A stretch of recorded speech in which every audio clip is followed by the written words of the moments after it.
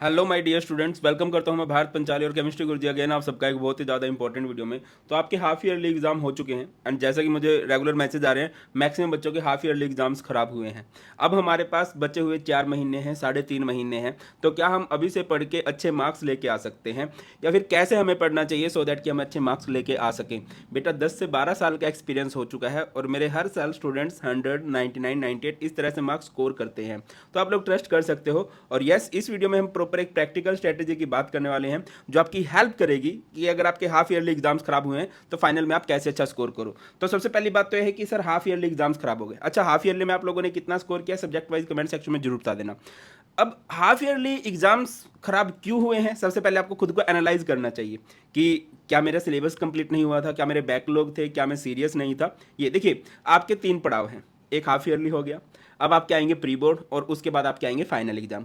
कोई बात नहीं, देखो बेटा हाफ ईयरली के मार्क्स आपके फाइनल मार्क्स में नहीं जुड़ते हैं। अच्छे गए हैं तब भी बढ़िया, अच्छे नहीं गए हैं तब भी बढ़िया। अब आप सुधार करो सो दैट कि आप प्री बोर्ड में अच्छा स्कोर कर सको और उससे भी बहुत अच्छा स्कोर करो आप अपने फाइनल एग्जाम्स के अंदर। अब मैं आपको एक बात बताना चाहता हूं कि जब जागो तभी सवेरा। बेटा मैक्सिमम बच्चे 95% या 90% बच्चे हैं जो बिल्कुल एंड में ही सीरियस होते हैं। और बोर्ड का पेपर इतना मुश्किल नहीं होता है कि अगर आपने स्टार्टिंग से पढ़ाई नहीं की है तो आप अच्छा स्कोर नहीं कर सकते। अगर आप एंड के 3-4 महीने भी एक प्रॉपर स्ट्रेटेजी के अकॉर्डिंग, प्रॉपर एक्शन प्लान के अकॉर्डिंग पढ़ लेते हो ना, तो आपको कोई नहीं रोक सकता अच्छे मार्क्स लेके आने से। और ये बात अपने एक्सपीरियंस से बोल रहा हूँ। और जब उन बच्चों से बात की है जिनके अच्छे अच्छे मार्क्स आए हैं, उनमें से मैक्सिमम बच्चों का यही कहना था कि यस सर, हम लोगों ने एंड में बहुत ज़्यादा मेहनत स्टार्ट कर दी थी। और ये तो बहुत फेमस कहावत है, जब जाग जाओ तभी सवेरा हो चुका है। आज से, अभी से अपना एक एक्शन प्लान बनाओ और उसके अकॉर्डिंग पढ़ना स्टार्ट कर दो। अब सर एक्शन प्लान बनाना कैसे है? देखिए, हाउ टू प्रिपेयर। सबसे पहले आप ये देखो कि आप हो कहाँ पर। सर मैं तो अपने घर हूँ। भाई एक डायरी लेके आ, एक पेज लेके आ, उस पर लिख हर एक सब्जेक्ट जो आपका फिजिक्स है, केमिस्ट्री है, मैथ्स है, बायो है। आप ये लिखो कि उसमें से कितना आपने कंप्लीट कर लिया है, कितना आपका हाफ डन है और कितना ऐसा जो आपने बिल्कुल भी स्टार्ट नहीं किया। ठीक है, आप हर एक सब्जेक्ट में आप देख सकते हो कि हाँ यार मेरे कितनी चैप्टर पेंडिंग है। मैं मान के चलता हूँ कि आपका सब कुछ पेंडिंग है। तो अब पढ़ना कैसे है? अब आपको सिलेबस कंप्लीशन भी करना है। सिर्फ सिलेबस कंप्लीशन नहीं करनी है, आपको प्रॉपर प्रैक्टिस भी करनी है। और बेटा जी, रिवीजन ही वो चीज़ है जो आपको अच्छे मार्क्स दिलाएगी। बेटा सिलेबस कंप्लीट मैक्सिमम बच्चे करते हैं, प्रैक्टिस भी कर लेते हैं, क्वेश्चंस भी लगा लेते हैं, बट एक रिपीटेड रिवीजन ही है जो एक टॉपर को और एक एवरेज स्टूडेंट को अलग करती है। अब सिलेबस कंप्लीशन कहाँ से करें? आप कहीं से भी, किसी भी टीचर से आप पढ़ रहे हो उसके वन शॉट देख लो।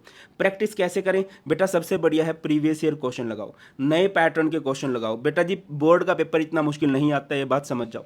9th एंड 11th मुश्किल क्लास होती है, 10th एंड 12th बहुत ईजी क्लास होती है। मैं इसका रीज़न देता हूँ क्योंकि बोर्ड के एग्जाम पूरे सेंट्रल लेवल पे होते हैं, है ना, पूरे देश के पेपर लिए जाते हैं। तो पेपर का level easy to moderate set किया जाता है सो दैट कि सभी बच्चे अच्छा स्कोर कर सके।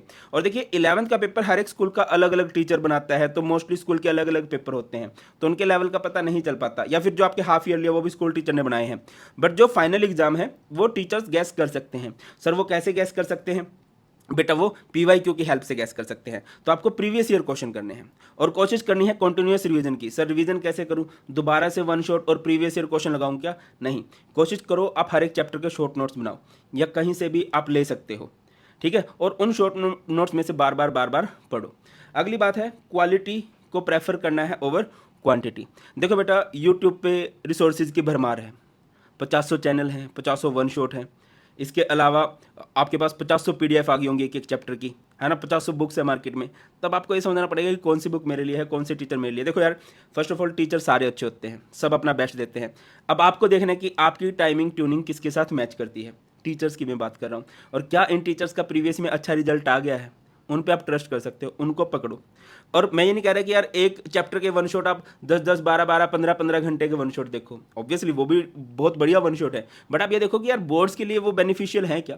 उतना डाटा मैं रिटेन कर पाऊंगा क्या? अगर मैं हर एक चैप्टर के 10-15 घंटे के वन शॉट देखूंगा तो मतलब 150 घंटे के तो वन शॉट हो गए, है ना। वो एक सब्जेक्ट के हुए हैं, ऐसे 3 सब्जेक्ट हैं तो 450 घंटे के वन शॉट हो गए। अब सिर्फ पढ़ना नहीं होता है, मतलब टीचर ने पढ़ा दिया उसके बाद वो डाटा रिटेन भी करना है, सेल्फ स्टडी भी करनी है। तो आपको प्रीसाइज वन शॉट देखने हैं कि जो टू दी पॉइंट हो और बोर्ड का सब कुछ कवर किया गया हो, है ना। और उसके बाद आप लोगों ने ज़्यादा से ज़्यादा प्रीवियस ईयर क्वेश्चंस की प्रैक्टिस करनी है। नए पैटर्न के जो क्वेश्चन बनते हैं, एमसीक्यू बनते हैं, असर्शन रीजन बनते हैं, उनकी आप लोगों ने प्रैक्टिस करते चलनी है। आगे मूव करते हैं।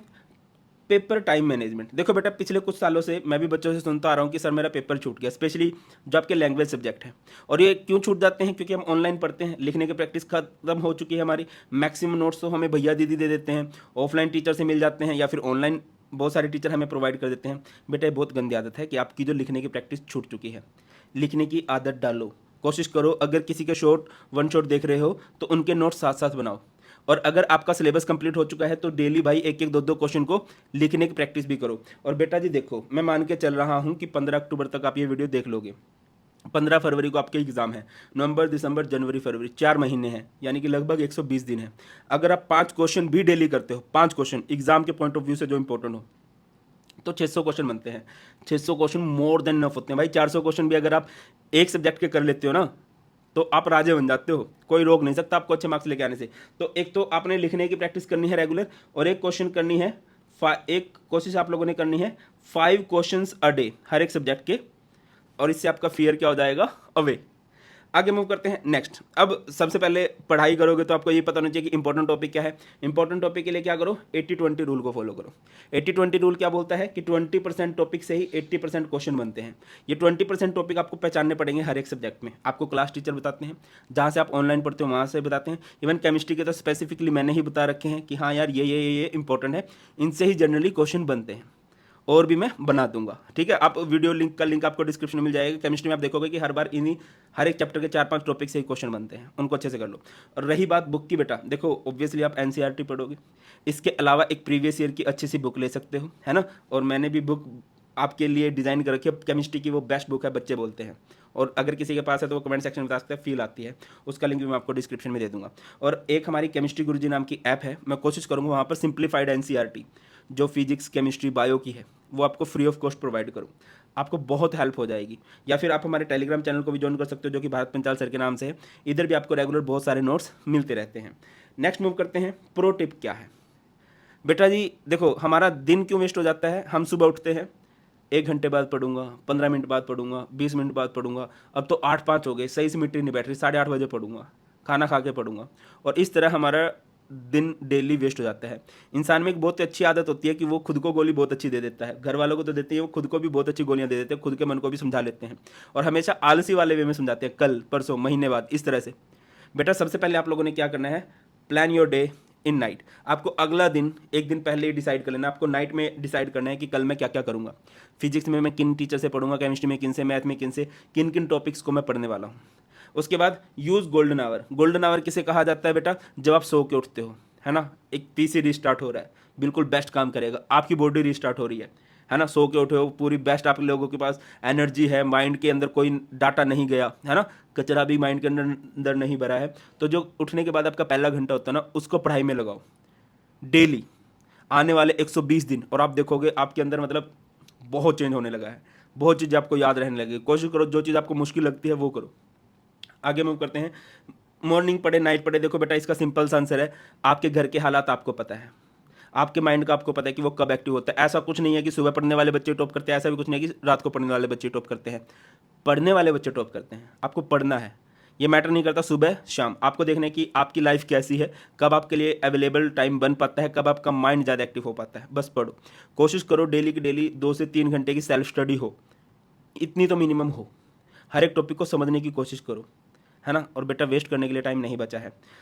और कंसिस्टेंसी सबसे ज़्यादा मैटर करती है यार, है ना। रेगुलर पढ़ना है। किसी दिन अगर पॉसिबल ऐसा हो गया कि यार नहीं इतना, क्योंकि फेस्टिवल टाइम भी आने वाला है, नहीं मैं 2-3 घंटे पढ़ पाया, 20-30 मिनट पढ़ लो, बट डेली पढ़ लो। अब के शरीर को एक आदत लग जाएगी कि हाँ यार ये तो रेगुलर पढ़ता है।